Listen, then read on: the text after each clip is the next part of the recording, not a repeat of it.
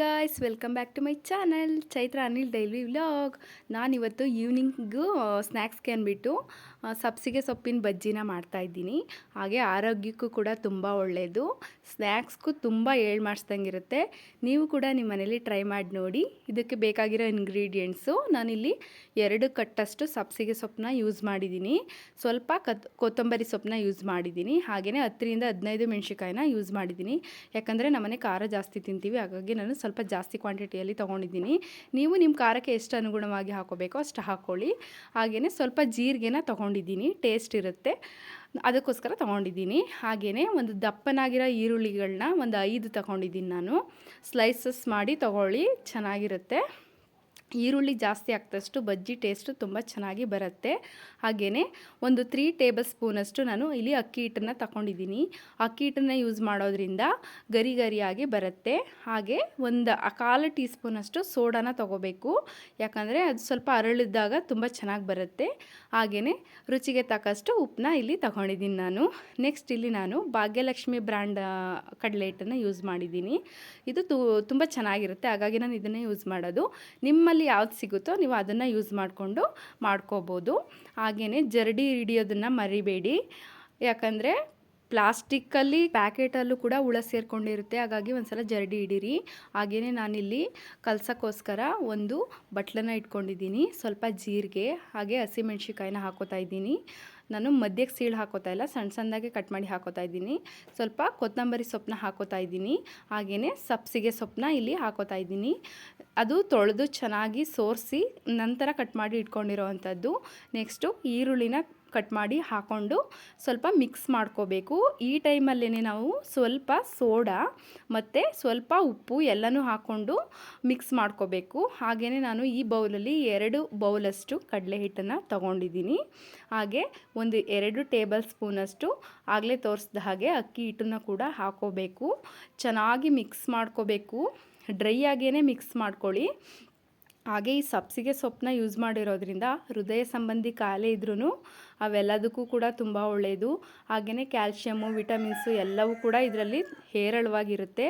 ಹಾಗೆಯೇ ಬಾಣಂತಿಯರಿಗೂ ಕೂಡ ತುಂಬ ಒಳ್ಳೆಯದು ಇದು, ಹಾಗಾಗಿ ಯೂಸ್ ಮಾಡಿ ನೋಡಿ. ಮಕ್ಕಳಿಗೂ ಕೂಡ ಈ ಥರ ಸ್ನ್ಯಾಕ್ಸ್ ರೂಪದಲ್ಲಿ ಮಾಡಿಕೊಟ್ರೆ ಇಷ್ಟಪಟ್ಟು ತಿಂತಾರೆ. ಕೆಲವ್ರಿಗೆ ಸ್ಮೆಲ್ ಅಂದರೆ ಆಗಲ್ಲ ಅಲ್ವಾ, ಹಾಗಾಗಿ ಈ ಥರ ಸ್ನ್ಯಾಕ್ಸ್ ಮಾಡಿ ಕೊಡಿ, ತುಂಬ ಚೆನ್ನಾಗಿರುತ್ತೆ. ಈ ಥರ ಡ್ರೈನೇ ಫಸ್ಟು ನೀಟಾಗಿ ಕಲಿಸ್ಕೋಬೇಕು, ಹಿಟ್ಟೆಲ್ಲ ಮಿಕ್ಸ್ ಮಾಡ್ಕೋಬೇಕು. ಫಸ್ಟೇ ನೀರು ಹಾಕೋಬಿಟ್ರೆ ಒಂದಲ್ಲ ಅದು, ಹಾಗಾಗಿ ಫಸ್ಟೇ ನೀಟಾಗಿ ಡ್ರೈಯಾಗಿ ಮಿಕ್ಸ್ ಮಾಡಿಕೊಂಡು ಆಮೇಲೆ ಕಲಿಸ್ಕೋಬೇಕು. ಸೊಪ್ಪನ್ನು ತೊಳೆದು ಇಟ್ಕೊಂಡಿರೋದ್ರಿಂದ ಸೊಪ್ಪಲ್ಲೂ ಕೂಡ ನೀರಿನಂಶ ಇರುತ್ತೆ, ಹಾಗೆಯೇ ಈರುಳ್ಳಿಯಲ್ಲೂ ಕೂಡ ನೀರಿನಂಶ ಇರುತ್ತೆ. ಸ್ವಲ್ಪ ಸ್ವಲ್ಪ ನೀರನ್ನ ಹಾಕ್ಕೊಂಡು ಮಿಕ್ಸ್ ಮಾಡಿಕೊಂಡು ಈ ಕನ್ಸಿಸ್ಟೆನ್ಸಿಗೆ ಬರಬೇಕದು. ಅತಿ ಗಟ್ಟಿನೂ ಇರಬಾರ್ದು, ಅತಿ ತೆಳ್ಳಗೂ ಕೂಡ ಆಗಬಾರ್ದು. ಸ್ವಲ್ಪ ತೆಳ್ಳಗಾಯಿತು ಅಂದರೆ ಇನ್ನೊಂದು ಸ್ವಲ್ಪ ಹಿಟ್ಟನ್ನು ಸೇರಿಸ್ಕೊಂಡು ಈ ಹದಕ್ಕೆ ಮಾಡ್ಕೊಳ್ಳಿ, ಚೆನ್ನಾಗಿರುತ್ತೆ. ಅಂದರೆ ಸೊಪ್ಪು ಹಾಕಿರೋದ್ರಿಂದ ಸ್ವಲ್ಪ ನೀರು ಬಿಟ್ಕೊಳ್ಳುತ್ತೆ. ಹಾಗೆ ಸ್ವಲ್ಪ ತಿಕ್ಕಾಗಿ ಕಲಿಸ್ಕೊಂಡು ಒಂದು ಬಾಣಲಿಗೆ ಎಣ್ಣೆನ ಹಾಕಿ ಕಾಯೋಕ್ಕೆ ಇಟ್ಟಿದ್ದೀನಿ. ಮೀಡಿಯಮ್ ಫ್ಲೇಮಲ್ಲೇ ಇಟ್ಕೊಳ್ಳಿ, ಹೈ ಫ್ಲೇಮಲ್ಲಿ ಇಡೋಕ್ಕೆ ಹೋಗಬೇಡಿ, ಯಾಕಂದರೆ ಬೋಂಡ ಹಾಕಿದ ತಕ್ಷಣ ಫುಲ್ ಸೀದೋಗ್ಬಿಡುತ್ತೆ.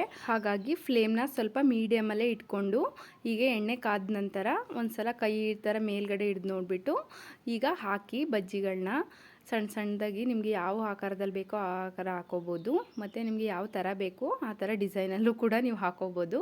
ನಾನು ಸುಮ್ಮನೆ ಹಾಕ್ತಾಯಿದ್ದೀನಿ.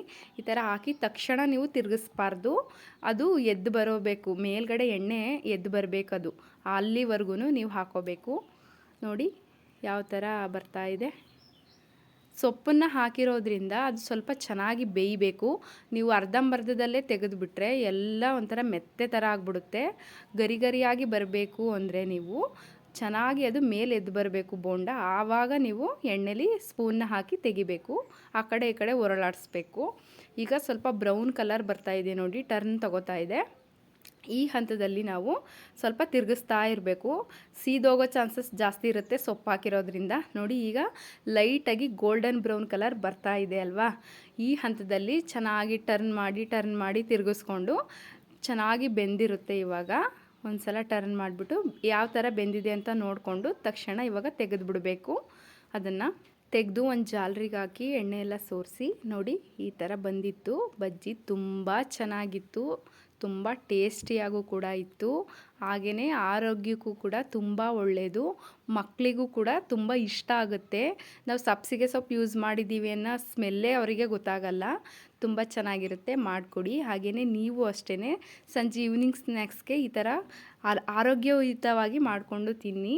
ಸೂಪರಾಗಿ ಬಂದಿತ್ತು. ಹಾಗೆಯೇ ನನ್ನ ವಿಡಿಯೋ ನೋಡಿದ್ದಕ್ಕೆ ಎಲ್ಲರಿಗೂ ಧನ್ಯವಾದಗಳು. ದಯವಿಟ್ಟು ನನ್ನ ಚಾನಲ್ನ ಸಬ್ಸ್ಕ್ರೈಬ್ ಮಾಡಿಕೊಂಡು ನೋಡಿ ಅಂತ ಹೇಳ್ತಾ thank you for watching my